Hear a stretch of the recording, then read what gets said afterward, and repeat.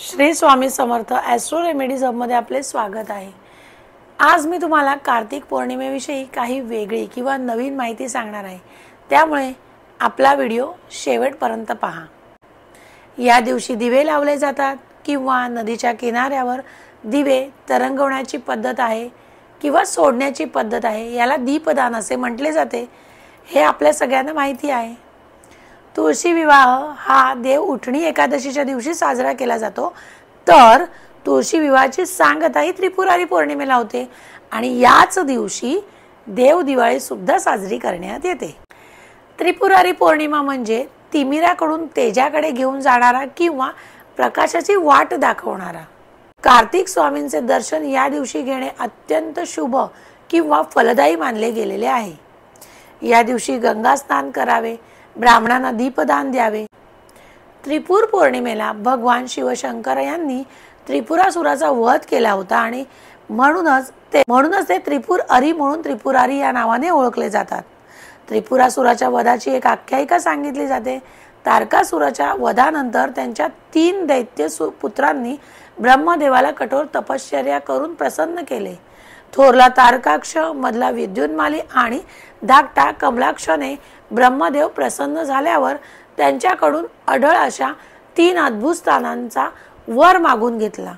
ही 3 स्थानं त्रिपुर म्हणून ओळखली जायची। त्रिपुर म्हणजे 3 शहरे जी आकाशातून फिरणारी असावीत। हजारो वर्षांनी ही शहरे एका ठिकाणी यावीत। त्यावेळी मध्यान्हसमयी अभिजित मुहूर्तावर आणि चंद्र पुष्य नक्षत्रावर असताना आणि आकाशातून पुष्करावर्त नावाच्या नील मेघांची छाया पडलेली असताना जर कोणी असंभव स्थानातून एकाच बाणाने 3ही पुरांना बाण मारला तरच ती जळून नष्ट व्हावी, नाहीतर ती कधीही नष्ट होऊ नयेत, असा वर त्यांनी ब्रह्मदेवाकडे मागितला होता। या त्रिपुरासुरांनी 3ही लोकात हाहाकार माजवला। देवांनी मदतीसाठी शंकराचा धावा केला आणि महादेवांनी असंभव गोष्ट संभव करून एका बाणात त्रिपुरी भस्म करून टाकली असे सांगितले जाते। काही पौराणिक कथांनुसार श्री विष्णूंनी याच दिवशी प्रथम अवतार धारण केला होता, तो म्हणजे मत्स्य। मत्स्य अवतार हा विष्णूंच्या दशावतारांपैकी पहिला अवतार मानला जातो। या अवतारांमध्ये भगवान विष्णूंनी माशाचे रूप घेतले होते।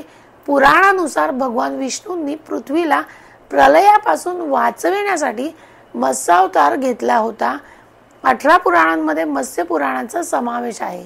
श्री विष्णूंनी मत्स्य अवतारात राजा सत्यव्रताला तत्वज्ञानाचा उपदेश दिला। तो पुढे मत्स्य पुराण म्हणून प्रसिद्ध झाला, अशी मान्यता असल्याचे सांगितले गेले आहे। त्रिपुरारी पौर्णिमेला जो दिवा लावतात त्याला खास वात तयार केली जाते। काही जण 105 तर काही जण 108 वातींचा दिवा लावतात, तर काही जण 700 वातींचा दिवा लावतात। एवढी मोठी वात लावण्यामागे कारण त्रिपुरासुराच्या वाईट वृत्तीचे दहन व्हावे असा आहे। कापसाचे सूत काढून ती वात केली जाते, त्यांची एक खास पद्धत आहे। पणतीमध्ये ही वात ठेवून गाईच्या तुपात ही वात प्रज्वलित केली जाते। बाजारात त्रिपुर वात मिळते, त्यामुळे तुम्ही त्रिपुर वातीचा दिवा लावू शकता। संध्याकाळच्या वेळेस शक्यतो हा दिवा लावावा।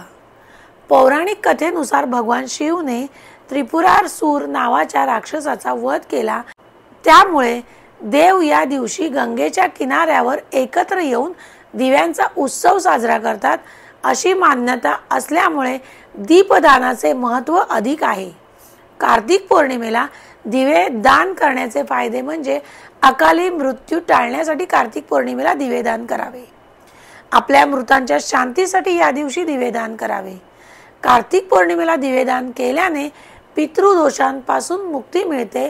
देवी लक्ष्मी आणि भगवान विष्णूंचा आशीर्वाद मिळण्यासाठी या दिवशी दिवेदान करावेत। कुंडलीतील यम, शनी, राहू आणि केतूचा प्रभाव कमी करण्यासाठी दिवेदान करायलाच हवे। कार्तिक महिन्यात भगवान विष्णू आणि त्यांच्या अवतारांसमोर दिवा लावल्याने सर्व दानांचे फळ आपल्याला मिळते, त्यामुळे अवश्य दिवे लावावे। दिव्यांचे दान कसे करावे, तर मातीच्या दिव्यात तेल टाकून हा दिवा मंदिरात लावा। तसेच दिवे लावताना त्यांची वेळ आणि दिशा ठरवा. कार्तिक पौर्णिमेला पिठाचा छोटा दिवा बनवला जातो. तो दिवा पिंपळाच्या किंवा वडाच्या पानावर ठेवून नदीत तरंगला जातो, म्हणजे सोडला जातो. मंदिरात लावलेला दिवा हा जमिनीवर शक्यतो ठेवू नये, तो सप्तधान किंवा भातावरच ठेवला जावा. तसेच या दिवशी लक्ष्मी नारायणाची षोडोपचार पूजा केल्यानंतर तुपाचा दिवा लावावा. सत्यनारायण पूजा करणे या दिवशी उत्तम मानले गेले आहे. जर ते शक्य नसेल तर सत्यनारायणाची कथा आवर्जून वाचावी किंवा ऐकावी. या दिवशी शक्यतो लक्ष्मी नारायणाला खिरीचाच प्रसाद दाखवावा, त्यामुळे ते अवश्य प्रसन्न होतील आणि तुम्हाला चांगला आशीर्वाद देतील. तर कशी वाटली तुम्हाला कार्तिक पौर्णिमेची किंवा त्रिपुरारी पौर्णिमेची माहिती हे कमेंट बॉक्समध्ये सांगायला विसरू नका. धन्यवाद.